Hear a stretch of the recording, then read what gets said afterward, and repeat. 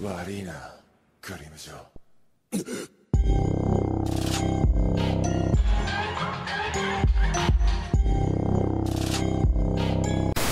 Yo tout le monde, j'espère que vous allez bien. Aujourd'hui on se retrouve pour la première vidéo de 2022. Donc déjà premièrement, bonne année. Je vous souhaite tout ce qu'il y a à vous souhaiter, c'est-à-dire bonheur, santé, amour, manga, tout. Je vous souhaite vraiment que le meilleur et puisse 2022 être aussi bien que 2021 ou alors plus bien, enfin meilleur, genre c'est vous qui voyez. Je me suis dit, nouvelle année, ok, faut prendre un nouveau départ et faut regarder vers le futur, etc. Mais on va pas négliger quand même ce qui s'est passé en 2021. Et du coup, je me suis dit, pourquoi pas faire un bilan de mes lectures favorites de 2021. Les lectures que j'ai préférées, quoi. Ce sera une vidéo ultra chill et je pense qu'elle sera assez courte, mais à la fin, je vais un peu parler et vous expliquer pourquoi j'ai un peu disparu sur YouTube, etc. Donc pour ceux que ça intéresse, je vous laisserai aller jusqu'à la fin de la vidéo. Je mettrai un timer, quoi qu'il arrive, pour les lectures et pour l'espèce de chit-chat à la fin de la vidéo. Bref, avant de commencer, comme d'habitude, je vous invite à venir me rejoindre sur Instagram. Je vous le mets juste là, venez faire un tour parce que c'est cool aussi là-bas. J'essaie d'être plus active aussi sur Insta. Je reprends petit à petit mes réseaux sociaux parce que c'est vrai que pendant genre 3 mois, j'ai disparu, mais des radars, vraiment disparition, mais la plus totale. Et là, c'est vrai que je commence de plus en plus à reprendre possession de mes réseaux sociaux. Bref, quoi qu'il arrive, je pense quand même être plus active sur TikTok que sur Instagram. Donc pareil, je vous mets mon TikTok sur l'écran, ça s'affiche. Donc n'hésitez pas à me suivre là-bas, parce que TikTok c'est super cool aussi. Bref, let's go. Du coup, sachez que les mangas que je vais vous présenter, c'est pas un top. J'ai essayé de choisir un manga par catégorie, etc. Mais vraiment 2021 ça a été pour moi l'année des mangas, dans le sens où j'ai vraiment repris la lecture de mangas en 2020, et vraiment 2021 ça a été une explosion de nouveautés, de reprises, de trucs que j'avais pas lu depuis le collège, etc. Bref, franchement 2021 au niveau manga pour moi ça a été une année pépite. Ça a été super dur de faire un choix parmi les lectures, mais comme je vous ai dit, je me suis cantonnée vraiment à un par catégorie. On commence par le manga le plus prévisible, je pense, si vous suivez mes vidéos depuis début de l'année dernière, etc. Le shonen que j'ai le plus apprécié, que j'ai le plus savouré pendant cette année 2021, c'était sans surprise Tokyo Revengers. Même si, pour être honnête avec vous, là, je pense que ma hype, elle est redescendue légèrement. Je suis plus aussi à fond qu'avant, notamment parce que j'ai lu les scans et que voilà, j'ai pu vraiment assouvir entre guillemets ma soif de Tokyo Revengers. Bon, c'est pas terminé, etc. Et je me suis stoppée dans les scans. Mais c'est vrai qu'il y avait toute cette hype, le fait d'acheter à chaque fois le tome suivant, etc. Et dès que je me suis retrouvée à jour dans la parution française, j'étais au bout de ma vie, j'étais vraiment en PLS. Bref, est-ce que je vais vous mettre un résumé à l'écran ou est-ce que je vous fais le résumé directement? Il y aura sûrement des close-up d'ailleurs. Oh, faut que je les tourne aussi, ça veut dire. Tokyo Revengers, je vais pas vous faire de résumé parce que j'ai fait une vidéo en 2021, du coup pourquoi vous devez lire Tokyo Revengers. Je vous la mets en i, elle s'affiche à l'écran là, juste là. Mais du coup sachez que c'est un Furio écrit par Ken Wakui et pour l'instant il y a 15 tomes de sortie en France et il y a une vingtaine de tomes au Japon. Et je pense que ça va se terminer en une vingtaine de tomes, genre 24 ou 25 tomes. Je sais pas exactement où ils en sont dans les scans, etc. De ce que j'ai compris, on était un peu vers la fin dans les scans. Et ouais, franchement, j'ai commencé Tokyo Revengers, vraiment... Je m'attendais à rien. Je me rappelle avoir lu le premier tome au Manga Café et vraiment je l'ai lu parce que vraiment je ne savais pas quoi lire et parce que j'en avais déjà entendu parler, etc. Mais c'est vrai que moi de base les Furios c'est pas trop mon délire, enfin je connais pas trop en fait. Et je me suis dit bon on va tester, sachant que tu payes pas le tome, donc vas-y on va lire le tome 1 et tout, on va tester. Et franchement je suis direct tombée dans l'histoire dès le tome 1, vraiment une pépite.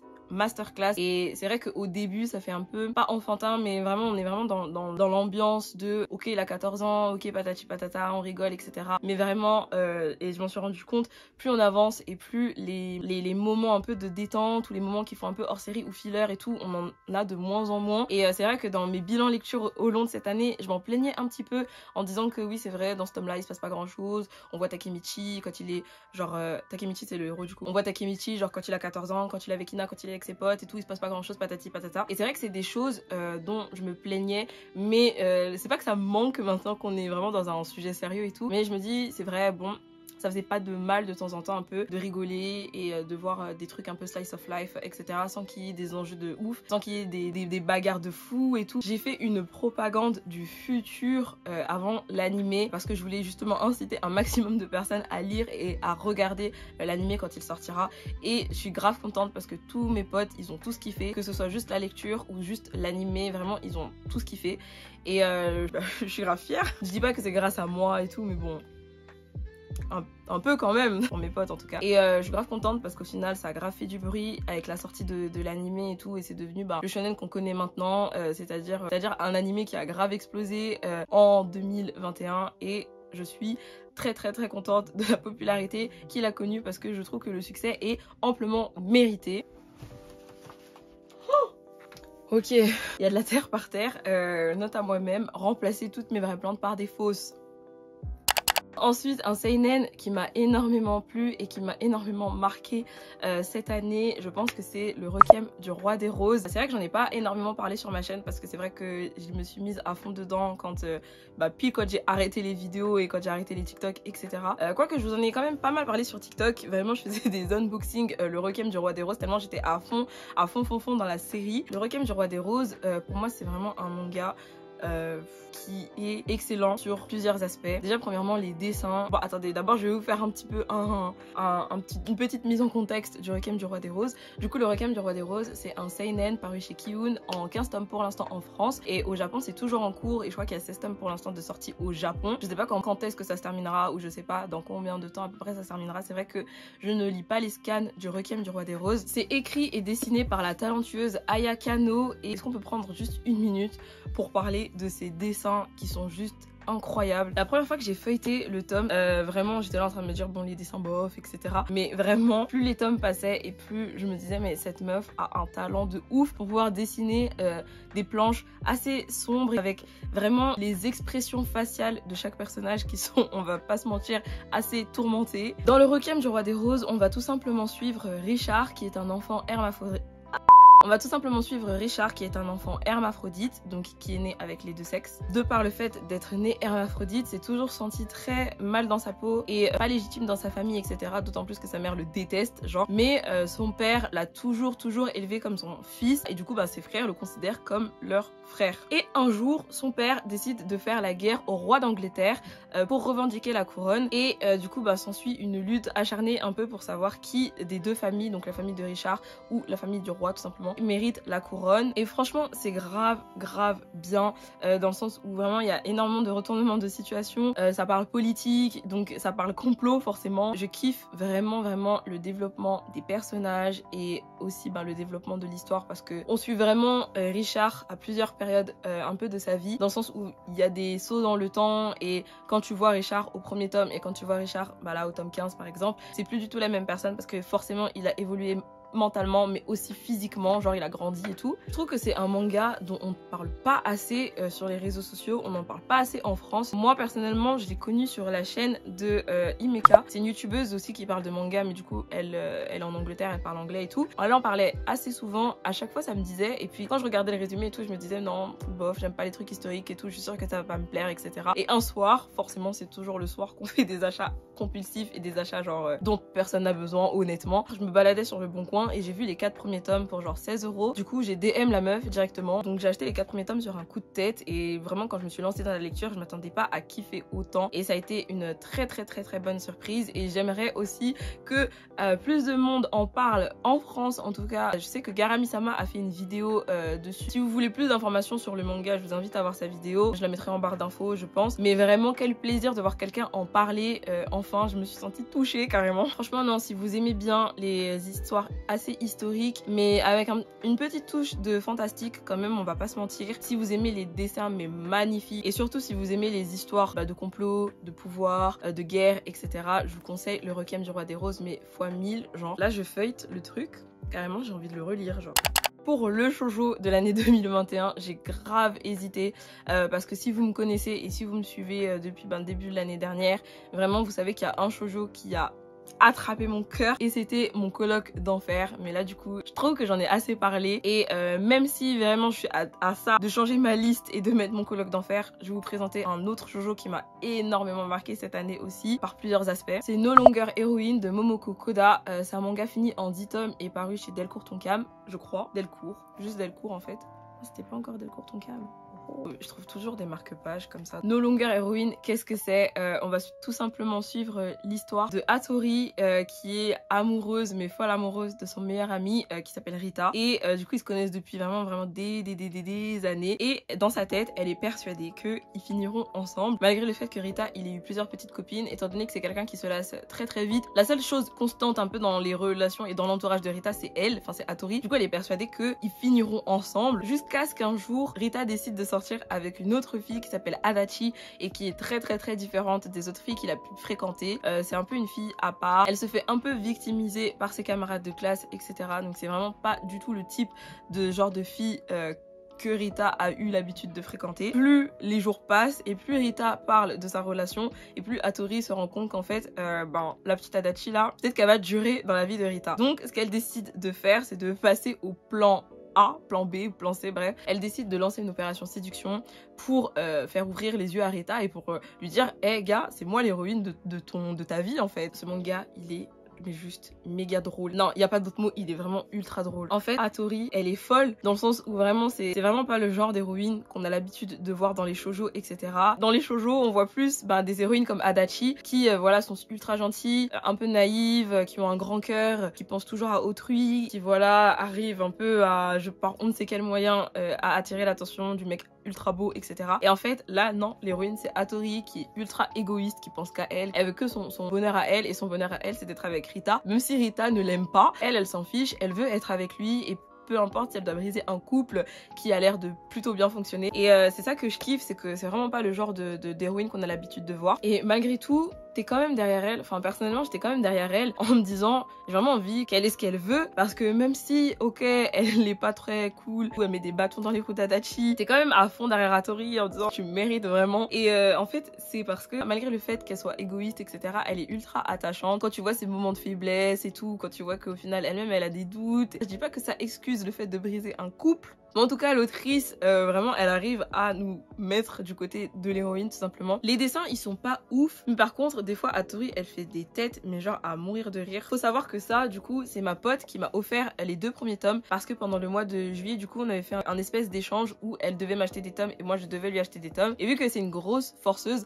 ça faisait des mois qu'elle me parlait de No Longer Heroine et à chaque fois je disais oui mais, et elle me les a achetés, elle m'a acheté les 2 premiers tomes pour me forcer à les lire. Et je la remercie d'ailleurs parce que sans ça je pense honnêtement Clarisse, je suis désolée mais je pense que je l'aurais jamais lu. Le seul problème vraiment, là par contre ça va pas plaire, c'est que les tomes sont assez rares et il y a certains tomes, notamment le tome 6 et le tome 10 qui coûtent méga cher, vraiment méga cher. Et c'est ultra dommage parce que les gens sur Vinted vraiment ils s'en donnent à cœur joie. Et bon voilà, je suis pas très fière, mais en tout cas le tome 10 j'ai dû le payer 30 € sur Rakuten et comme vous voyez, j'ai toujours pas digéré, c'est toujours là, voilà, j'arrive pas à passer au-dessus. Mais bon, c'était pour finir la série et c'est vraiment le seul tome que j'ai acheté méga cher parce que les autres tomes qui n'étaient pas disponibles en neuf sur la Fnac et tout, j'ai toujours pu les trouver d'occasion à plutôt pas cher. Donc pour ça, je me plains pas. Mais vraiment, les gens là, les gens sur Vinted qui vendent l'intégrale à 150 € alors qu'il y a que 10 tomes, vous êtes des rats. Sérieusement, sachez que ce que vous faites, c'est mal. Donc ouais, mon tome 10, je l'ai payé 30 € sur Rakuten et il y avait des traces de colle et il y avait des gens qui avaient écrit dessus. Attendez, je vous montre. Alors que c'était spécifié en très bon état et c'est vraiment le seul problème sur No Longer Heroine. Mais si jamais vous avez l'occasion de trouver soit l'intégrale en 10 tomes ou soit genre que vous avez l'occasion de le lire, etc., franchement foncez, c'est tellement bien. Il y a un film live aussi, j'aimerais bien le regarder, donc ça peut être une alternative. Il n'y a pas d'animé, c'est un peu dommage. Ensuite, pour la dernière principale catégorie, c'était Josei, mais malheureusement j'ai pas lu de Josei cette année. Enfin, j'en ai lu quelques-uns, mais pas au point de me transcender. Du coup, je me suis dit, bah, on va rajouter un autre seinen, parce que vraiment, seinen, le choix, il a été tellement dur, les gars. J'ai choisi le Requiem du Roi des Roses, mais vraiment, il était en compétition avec 3 autres seinen qui ont vraiment marqué de ouf mon année. Donc, le deuxième seinen dont je vais vous parler, ça a été très dur, vraiment, de le choisir. Mais ce n'est autre que Ajin. Ajin, vraiment, ça a été vraiment un coup de cœur foudroyant pour l'année 2021. J'ai commencé et j'ai fini Ajin pendant pendant cette année puisque le dernier tome, le tome 17, il est sorti en octobre de 2021. Hajin, c'est un seinen paru chez Glénat. Comme je vous ai dit, c'est fini en 17 tomes. Si vous avez pas lu Hajin, vraiment, je sais pas ce que vous attendez, c'est vraiment excellent. On va tout simplement suivre l'histoire de Kei Nagai, qui est un lycéen très basique, banal un peu, qui étudie d'arrache-pied pour être médecin. Du coup, il a pas trop de potes, enfin il a des potes mais bon, c'est pas trop ses potes, enfin bref. Et un jour, en rentrant de l'école, il se fait renverser et il se rend compte qu'il est un Hajin. Un Hajin, qu'est-ce que c'est? C'est tout simplement un être immortel qui ne peut pas mourir et par conséquent, il meurt, mais il revient à la vie et il se rend compte avec stupéfaction du coup que c'est un Hajin. Le problème, c'est que les Hajin sont traqués par l'État car le gouvernement fait des expériences sur eux pour voir un peu comment ils fonctionnent, etc. Et du coup, lui, qu'est-ce qu'il fait? Il décide de fuir. Il se fait aider au début par son ami Kai. Petit à petit, il rencontre des personnes qui des fois l'aident, des fois lui mettent des bâtons dans les roues. Ça, c'est à vous de le découvrir en lisant l'œuvre. Mais vraiment, c'est juste incroyable. C'est ultra réfléchi et c'est ultra bien dessiné, ultra bien fait. L'histoire, elle est bien ficelée. Vraiment, je ne cesserai de faire des éloges sur Hajin. On a vraiment des scènes d'action qui sont juste incroyable et une mentalité et toute une réflexion aussi derrière chaque action et chaque scène, et c'est ça que je kiffe. Le héros, je crois que c'est mon personnage préféré, le héros Kei. Il est ultra réfléchi et il est très froid, très distant, mais d'un autre côté il est très je sais pas comment expliquer. En plus, j'ai déjà dit dans une de mes vidéos, mais il a l'air banal, mais il est pas basique. Il a toute une manière de réfléchir, une manière calculatrice de réfléchir aux actions et aux conséquences que celles-ci peuvent avoir sur le futur ou dans sa lutte, etc. Et c'est ça que je kiffe, c'est que s'il a décidé que te sauver ça représente un risque pour lui, crois-moi qu'il va pas le faire. C'est pas du tout le genre de héros qui va se mettre en danger uniquement pour la gloire ou pour voilà, parce que ça lui fait du bien de sauver les gens. Non, pas du tout, pas du tout. Vers mars ou avril, je sais plus, je vous avais fait une vidéo première impression sur Hajin. Donc j'avais lu les 3 premiers tomes et je vous avais fait une réaction un peu à chaud. Je vous la mets en i aussi pareil, je vous invite à aller la voir si vous voulez plus de détails sur mon avis sur Hajin. J'avais acheté les 5 premiers tomes d'occasion sur Vinted et vraiment je ne regrette pas pour l'œuvre, vraiment pour le bon temps que j'ai passé en lisant les 17 tomes de Hajin. Je kiffe trop les jackets. Ma jaquette préférée, c'est la 7 et vraiment les jaquettes au début elles sont ultra fades et ultra sombres, mais plus on avance plus elles sont colorées, et la jaquette du tome 17 elle est blanche genre. Il y a un animé sur Netflix avec 2 saisons, mais c'est vrai que j'ai pas vu l'animé parce que l'animation elle me dit rien. Ceci conclut la liste des lectures que j'ai préférées en 2021. Je vous ai montré des mangas assez variés et j'espère que ça vous aura plu. Et dites-moi en commentaire, vos lectures qui vous ont le plus plu en 2021. J'aimerais bien savoir si l'un des 4 mangas se trouve dans votre liste. Dites-le moi aussi. Je voulais vous parler aussi de mon absence sur YouTube, parce que c'est vrai que ces derniers mois, et pas que sur YouTube aussi, sur tous mes réseaux sociaux en général, c'est vrai que ces derniers mois, j'ai vraiment disparu des radars. Il n'y a pas d'excuses en particulier ou de raison particulière, c'est juste que c'est vrai que à partir de cet été, j'ai changé drastiquement de rythme de vie, et c'est vrai que mon nouveau rythme de vie n'était pas spécialement compatible avec YouTube et même les réseaux sociaux, faire des TikTok, faire des vidéos, poster des stories sur Instagram, etc. Et c'est vrai que c'était assez incompatible et j'ai préféré me focus tout simplement sur moi, ma collecte de mangas, mes lectures, mes achats, etc. et sans forcément partager tout ça sur les réseaux sociaux et tout. Je m'excuse du coup pour cette absence prolongée et je suis extrêmement reconnaissante envers toutes les personnes qui m'envoyaient quand même des messages. Quand est-ce que tu reprends tes vidéos? À quand la prochaine vidéo? Ou qui venaient me voir en mode est-ce que ça va? Pourquoi t'as arrêté les vidéos, etc. Je suis reconnaissante envers ces personnes-là qui venaient quand même prendre de mes nouvelles, qui continuaient à liker mes TikTok, à s'abonner à ma chaîne, etc. alors que clairement j'étais grave inactive et tout. Sachez que vous êtes les meilleurs, ça me manque énormément de faire des vidéos et de partager mon contenu et tout. Nouvelle année, nouvel mois, new year, new me. Je dis pas que je reprends les vidéos une fois par semaine, je préfère être honnête avec vous. J'ai pas envie de me relancer dans un planning de une vidéo par semaine. Si c'est possible, je le ferai volontiers, sans hésiter. Mais voilà, j'ai pas envie de m'avancer. Là, pour l'instant, je vais essayer de reprendre mes marques petit à petit sur Instagram, sur YouTube et sur TikTok. Donc, je vous invite à me suivre à ces 3 endroits parce que si jamais je ne suis pas active sur YouTube, je pense que je le serai plus sur TikTok. Si c'est pas TikTok, ce sera Instagram, etc. C'est tout pour cette vidéo. J'espère qu'elle vous aura plu. Si c'est le cas, n'hésitez pas à liker, commenter et à partager. Ça me ferait très plaisir. N'hésitez pas à vous abonner à ma chaîne aussi et à cliquer sur la cloche pour être prévenu à chaque fois que je sors une vidéo. En tout cas... Tu veux que je parte? Non, c'est bon, tu peux rester. Faut que t'apprennes à parler en public. En tout cas, je vous remercie d'avoir regardé cette vidéo jusqu'à la fin. Et je vous dis, on s'attrape bientôt pour une prochaine vidéo. Bye! Bye! Mais je suis pas sûre que ça filme. Hein.